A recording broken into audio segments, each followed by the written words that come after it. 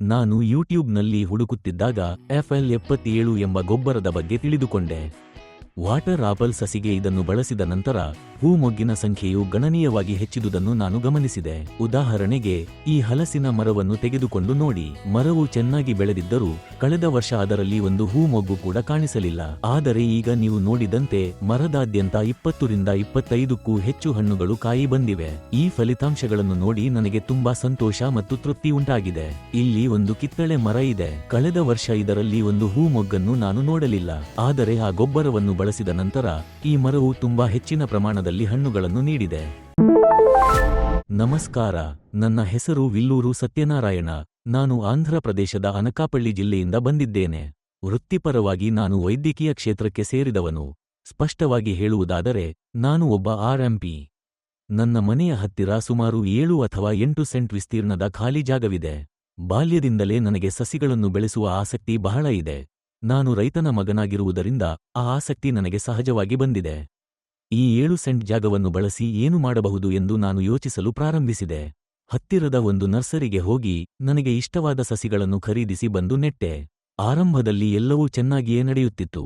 ಉದಾಹರಣೆಗೆ, ಮಾವಿನ ಮರಗಳು ಈ ಪ್ರದೇಶದಲ್ಲಿ ಸಹಜವಾಗಿ ಚೆನ್ನಾಗಿ ಬೆಳೆಯುತ್ತವೆ ಮತ್ತು ಯಶಸ್ವಿಯಾಗಿ ಹಣ್ಣುಗಳನ್ನು ನೀಡುತ್ತವೆ. ನಾನು ಹಲಸಿನ ಮರಗಳನ್ನು ನೆಟ್ಟೆ. ಇದಲ್ಲದೆ ನನ್ನ ವೈಯಕ್ತಿಕ ಆಸಕ್ತಿ ಮತ್ತು ಈ ಪ್ರದೇಶದಲ್ಲಿ ಸಾಮಾನ್ಯವಾಗಿ ಕಾಣದ ಹೊಸ ವಿಧದ ಸಸಿಗಳನ್ನು ಪರಿಚಯಿಸಬೇಕು ಎಂಬ ಉದ್ದೇಶದಿಂದ ಅತ್ತಿ ಮರಗಳನ್ನು ತರಿಸಿ ನೆಟ್ಟೆ. ಡ್ರಾಗನ್ ಫ್ರೂಟ್, ದ್ರಾಕ್ಷಿ, ಏಲಕ್ಕಿ, ಕಿತ್ತಳೆ, ಸಾತುಕುದಿ ಮುಂತಾದ ಸಿಟ್ರಸ್ ವರ್ಗದ ಸಸಿಗಳು ಸೇರಿದಂತೆ ಹಲವು ವಿಧದ ಸಸಿಗಳನ್ನು ಬೆಳೆಸಿದೆ.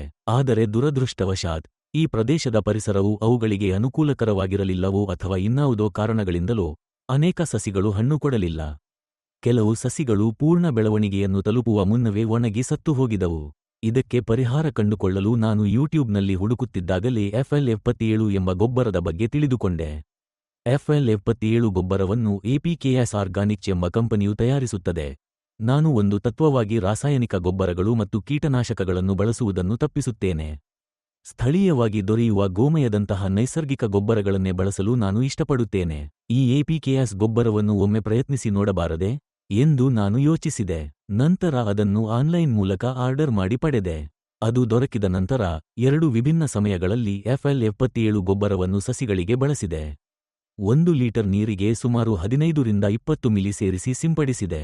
ಸಸಿಗಳ ಬೆಳವಣಿಗೆ ನಿಧಾನವಾಗಿದ್ದರೂ ಗಮನಾರ್ಹವಾದ ಪ್ರಗತಿ ಕಂಡುಬಂದಿತು. ಇದರ ಫಲಿತಾಂಶಗಳಿಂದ ನಾನು ತುಂಬಾ ತೃಪ್ತನಾಗಿದ್ದೇನೆ. ಕೆಲವೇ ದಿನಗಳಲ್ಲಿ ಸುಧಾರಣೆ ಸ್ಪಷ್ಟವಾಗಿ ಕಾಣಿಸಿತು. ವಾಟರ್ ಆಪಲ್ ಸಸಿಗಳಲ್ಲಿ FL77 ಬಳಸಿದ ನಂತರ ಕಿರಿಯ ಮೊಗ್ಗಿನ ಸಂಖ್ಯೆಯು ಬಹಳಷ್ಟು ಹೆಚ್ಚಾಯಿತು. ಈ ಹಲಸಿನ ಮರವು ಕಳೆದ ವರ್ಷ ಒಂದು ಹಣ್ಣು ಕೂಡ ಕೊಡಲಿಲ್ಲ. ಆದರೆ ಈಗ ಇದರಲ್ಲಿ ಸುಮಾರು 20 ರಿಂದ 25 ಹಣ್ಣುಗಳಿವೆ. ಈ ಫಲಿತಾಂಶವನ್ನು ನೋಡಿ ನನಗೆ ತುಂಬಾ ಸಂತೋಷವಾಗಿದೆ. ಈಗ ಈ ಏಲಕ್ಕಿ ಸಸಿಯನ್ನು ನೋಡಿ. ಈ ಪ್ರದೇಶದ ಮಣ್ಣು ಇದಕ್ಕೆ ಸೂಕ್ತವಾಗಿಲ್ಲವೆಂದು ನಾನು ಅನುಮಾನಿಸುತ್ತೇನೆ. ಇಲ್ಲಿದೆ ಈ ಕಿತ್ತಳೆ ಮರ. ಕಳೆದ ವರ್ಷ ಇದರಲ್ಲಿ ಒಂದು ಮೊಗ್ಗು ಕೂಡ ಇರಲಿಲ್ಲ. ಆದರೆ ಈಗ ಈ ಗೊಬ್ಬರವನ್ನು ಬಳಸಿದ ನಂತರ ಮರವು ಸಣ್ಣ ಹಣ್ಣುಗಳಿಂದ ತುಂಬಿದೆ. ಇಲ್ಲಿ ಒಂದು ಸಪೋಟಾ ಮರವನ್ನು ಕೂಡ ನೀವು ನೋಡಬಹುದು. ಮೊದಲು ಇದು ಸ್ವಲ್ಪ ಮಟ್ಟಿಗೆ ಮಾತ್ರ ಹಣ್ಣುಗಳನ್ನು ಕೊಡುತ್ತಿತ್ತು. ಆದರೆ FL77 ಬಳಸಿದ ನಂತರ ಇದರ ಉತ್ಪಾದನೆ ಗಣನೀಯವಾಗಿ ಹೆಚ್ಚಾಗಿದೆ. ಇಲ್ಲಿ ಇದ್ದ ದ್ರಾಕ್ಷಿ ಬೆಳ್ಳಿಗಳು ಸಂಪೂರ್ಣವಾಗಿ ಒಣಗಿ ಹೋಗಿದ್ದವು.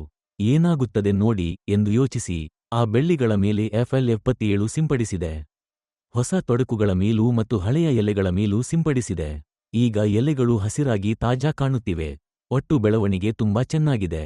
ಜೊತೆಗೆ ಬಳ್ಳಿಗಳು ದ್ರಾಕ್ಷಿ ಗುಚ್ಛಗಳನ್ನು ಕೊಡಲು ಆರಂಭಿಸಿವೆ. ನಾನು ಡ್ರಾಗನ್ ಫ್ರೂಟ್ ಮುಂತಾದ ಇತರ ಬೆಳೆಗಳನ್ನು ಬೆಳೆಸಿದ್ದೇನೆ. ಹತ್ತಿರದ ಪಾಡೇರು ಪ್ರದೇಶದ ಬಗ್ಗೆ ನೀವು ಕೇಳಿರಬಹುದು. ಅದು ವಿಶೇಷವಾಗಿ ಕಾಫಿಗೆ ಪ್ರಸಿದ್ಧವಾಗಿದೆ. ಅಲ್ಲಿಂದ 5 ಕಾಫಿ ಸಸಿಗಳನ್ನು ತರಿಸಿ ಇಲ್ಲಿ ನೆಟ್ಟೆ. ಅವು ಚೆನ್ನಾಗಿ ಬೇರು ಬಿಟ್ಟುಕೊಂಡು ಬೆಳೆಯುತ್ತಿವೆ. FL77 ಬಳಸಿದ ನಂತರ ಅವುಗಳ ಬೆಳವಣಿಗೆ ಇನ್ನಷ್ಟು ಉತ್ತಮವಾಯಿತು. ನಾನು ಕಾಫಿ ಬೀಜಗಳನ್ನು ಸ್ವತಃ ಕೊಯ್ದು, ಒಣಗಿಸಿ, ಹುರಿದು, ಪುಡಿಮಾಡಿಕೊಂಡು ಬಳಸುತ್ತಿದ್ದೇನೆ. ಈಗ ನಾನು ಈ ಕಾಫಿಯನ್ನೇ ಕುಡಿಯುತ್ತಿದ್ದೇನೆ. ಇದರ ರುಚಿ ಅತ್ಯುತ್ತಮವಾಗಿದೆ. ಈ ಸಸಿಗಳನ್ನು ನೆಟ್ಟು ಸುಮಾರು 3 ವರ್ಷಗಳಾಗಿವೆ. ಕಳೆದ ವರ್ಷದಿಂದಲೇ ಅವು ಕಾಫಿ ಬೀಜಗಳನ್ನು ನೀಡಲು ಆರಂಭಿಸಿವೆ. ಇದಕ್ಕೆ ಉತ್ತಮವಾದ ಸುಗಂಧ ಮತ್ತು ರುಚಿಯಿದೆ. ಇದು ಸಂಪೂರ್ಣವಾಗಿ ನೈಸರ್ಗಿಕ ವಿಧಾನದಲ್ಲಿ ತಯಾರಿಸಲ್ಪಟ್ಟಿರುವುದರಿಂದ ಯಾವುದೇ ಪಾರ್ಶ್ವ ಪರಿಣಾಮಗಳಿಲ್ಲ. ಈ APKS ಆರ್ಗಾನಿಕ್ಸ್ ಗೊಬ್ಬರವನ್ನು ನಾನು ಹೃತ್ಪೂರ್ವಕವಾಗಿ ಶಿಫಾರಸು ಮಾಡುತ್ತೇನೆ. ವಿಶೇಷವಾಗಿ FL77 ನನಗೆ ಬಹಳ ಉಪಯುಕ್ತವಾಗಿದೆ. ಈ ಕಂಪನಿಗೆ ನನ್ನ ಧನ್ಯವಾದಗಳನ್ನು ತಿಳಿಸುತ್ತೇನೆ. ಆ ಕಿತ್ತಳೆ ಮರ ಈಗ ಚೆನ್ನಾಗಿ ಹಣ್ಣು ಕೊಡಲು ಆರಂಭಿಸಿದೆ. ಇಲ್ಲಿ ನೀವು ಕೆಲವು ಹಣ್ಣುಗಳನ್ನು ನೋಡಬಹುದು. ಅಲ್ಲಿ ಇನ್ನೂ ಅನೇಕ ಹಣ್ಣುಗಳು ಗುಚ್ಛಗಳಾಗಿ ಕಾಯಿ ಬಂದಿವೆ. ಇವು ಎಲ್ಲವೂ ತುಂಬಾ ಚೆನ್ನಾಗಿ ಬೆಳೆಯುತ್ತಿವೆ. ಈ ಮರವನ್ನು ನೆಟ್ಟು 3 ವರ್ಷಗಳು ಪೂರ್ಣಗೊಂಡಿದ್ದು ಈಗ 4ನೇ ವರ್ಷಕ್ಕೆ ಕಾಲಿಟ್ಟಿದೆ. ಕಳೆದ ವರ್ಷವರೆಗೆ ಇದರಲ್ಲಿ ಹಣ್ಣುಗಳೇ ಇರಲಿಲ್ಲ. ಆದರೆ FL77 ಬಳಸಿದ ನಂತರ ಬಹಳಷ್ಟು ಹಣ್ಣುಗಳನ್ನು ನೀಡಿದೆ. ನೀವು ಈಗಾಗಲೇ ನೋಡಿದಂತೆ ಆ ಮರದಲ್ಲಿ ದೊಡ್ಡ ಮತ್ತು ಸುಂದರವಾದ ಕಿತ್ತಳೆ ಹಣ್ಣುಗಳು ತುಂಬಿಕೊಂಡಿವೆ.